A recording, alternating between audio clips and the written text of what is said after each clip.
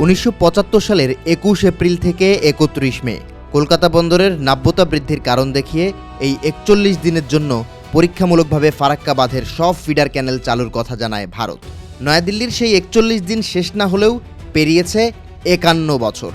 এবার ভারতের দাদাগিরির বিরুদ্ধে কার্যকর পদক্ষেপ নিতে যাচ্ছে বাংলাদেশ।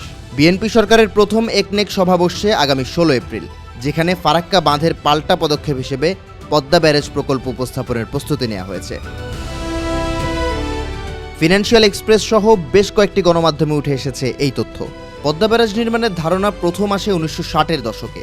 এটি ছিল ভারতের গঙ্গা নদীর উপর নির্মিত ফারাক্কা ব্যারাজের একটি কৌশলগত প্রতিক্রিয়া। প্রকল্পটি বাস্তবায়িত হলে দেশের দক্ষিণ পশ্চিমাঞ্চলের লবণাক্ততা হ্রাস পাবে, পাশাপাশি উত্তর পশ্চিমাঞ্চলে বৃদ্ধি পাবে পানি সরবরাহ।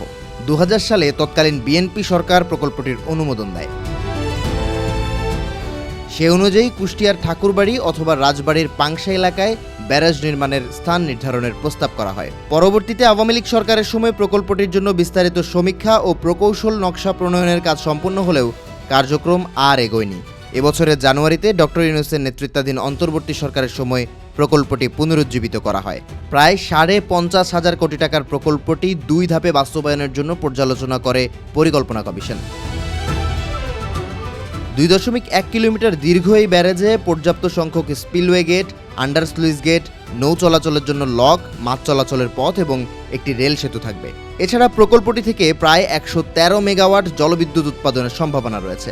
পাশাপাশি রূপপুর পারমাণবিক বিদ্যুৎ কেন্দ্রে সরবরাহ করা হবে পানি।